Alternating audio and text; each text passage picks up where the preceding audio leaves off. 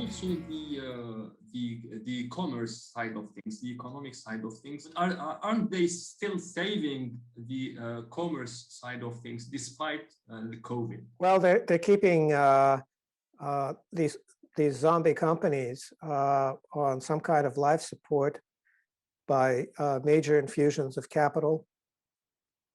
A lot of that goes into the stock market, and that's keeping things afloat for the time being. But the problem with what's happening in the U.S. and in Europe and much of the rest of the world is that there is basically a shortage of net energy, not energy in general, but net energy, which is energy that can be usefully delivered to the end user, and that's a lot of that has to do with the fact that the swing producer for the past decade or so in the oil business and to some extent the gas business has been the United States with the shale oil and gas.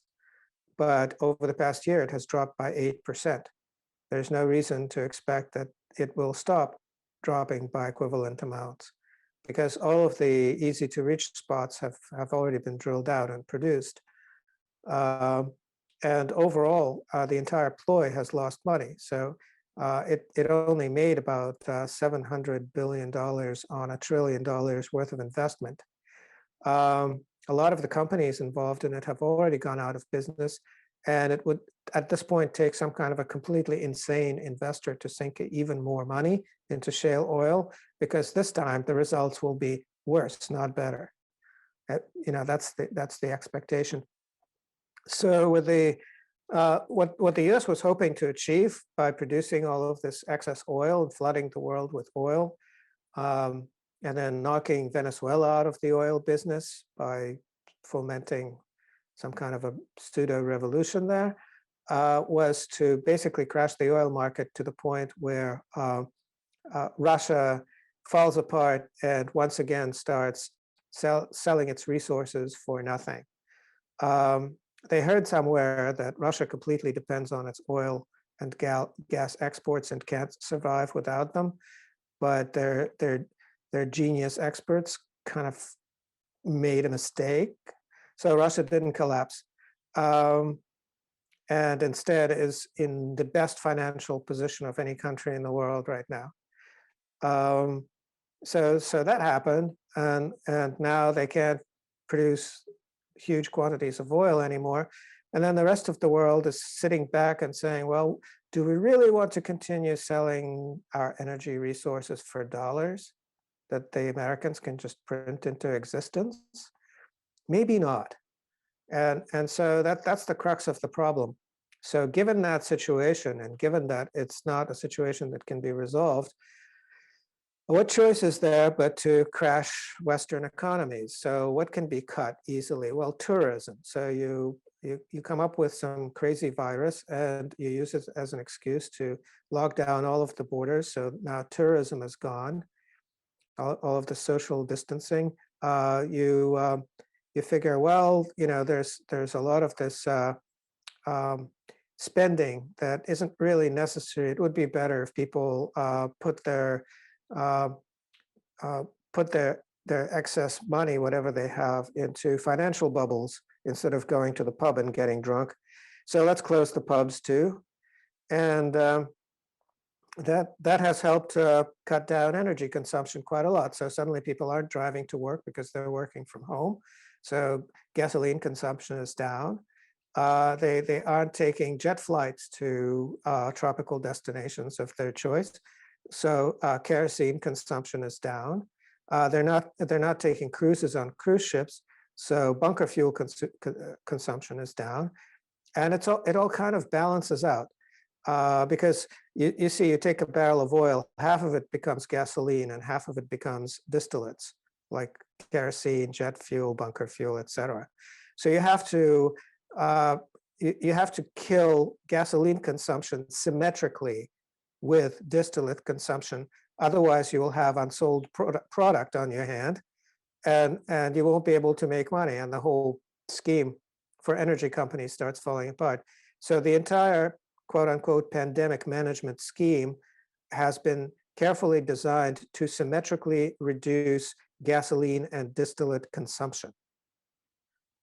Add to that the fact that the shale oil that is still being produced in the US, in order to produce useful amounts of gasoline and distillates, has to be cut with heavier grades of oil, which used to come from Venezuela, but they crashed Venezuela. And then they had to turn around and start buying that oil from Russia. So the Urals brand from Russia is now pretty expensive. But Russia is being cagey about making as much oil as necessary available. And that's becoming a problem too. Because basically if Russia said, well, no more oil for dollars, then what use is that shale oil? The rest of it, whatever of it is left. So in this precarious state of affairs, we need more better viruses all the time, because we'll need to continue reducing gasoline and distillate consumption symmetrically. Wow, yeah, very interesting theory. Just to get back to your points earlier, the notion of net energy is indeed extremely important, because I mean, the West has done everything the wrong way. It's all about short-termism and total destruction long-term. For instance, the tar sands.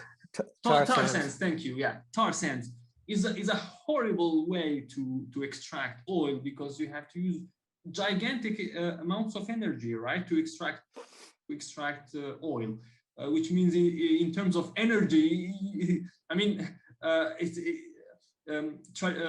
conventional oil is bad enough because of the environmental impact, but tar sands are horrible, including in terms of energy efficiency, you could say.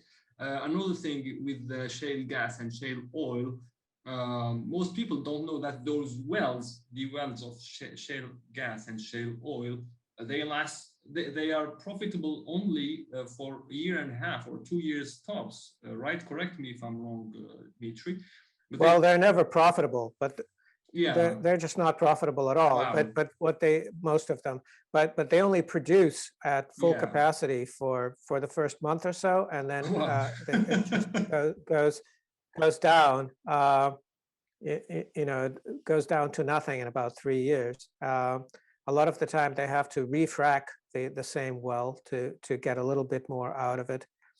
The problem with tar sands, which is basically stuff you scrape up, you boil it, you collect the oil that floats up, and then you clean up that oil, filter it, and send it through a process for cleaning it up.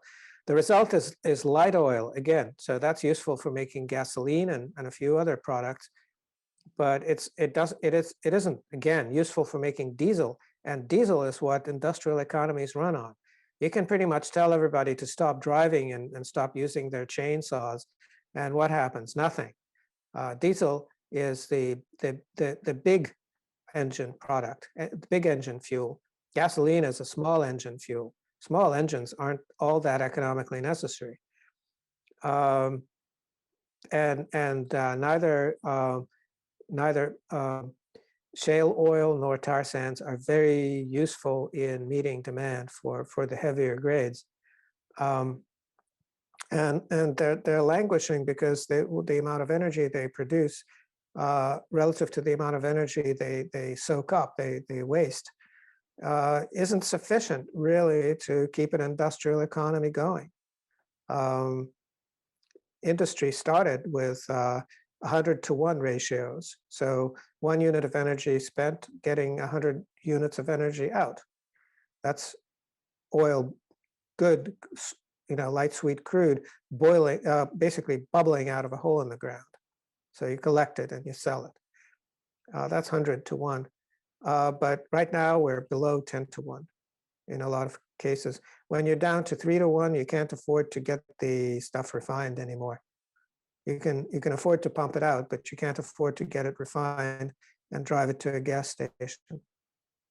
There isn't enough energy left over for it. So at that point, it's pretty much close to done. And what people must realize is that the amount of energy available per capita in the energy scarce parts of the world is going to continue dwindling. Right. So we could say, knowing that the US is the largest consumer of energy in the world per capita, even if they Yes.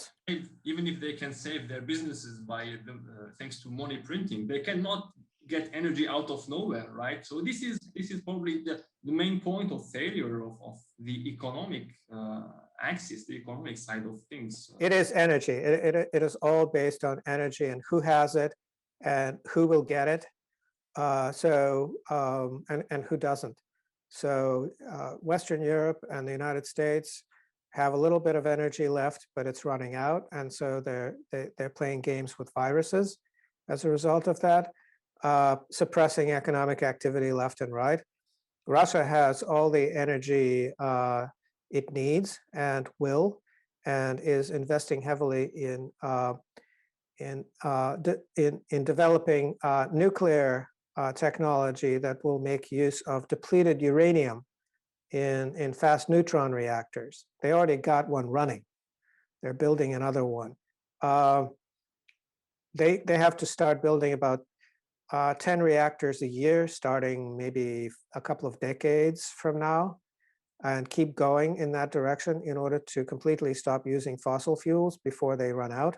And that'll take Russia maybe 2 centuries. But after that, it'll have a few thousand years worth of energy from depleted uranium that's already been mined. So that's the plan. Then there are friends of Russia who will have access to energy one way or another. And there are enemies of Russia who will get nothing. That's kind of the view for Russia. And Russia is going to be very picky in terms of who gets what. So Germany is going to get a gas pipeline, and Turkey is going to get already has a pipeline to them. Various other countries will be favored, and some countries will definitely not be favored because of things they've done and said.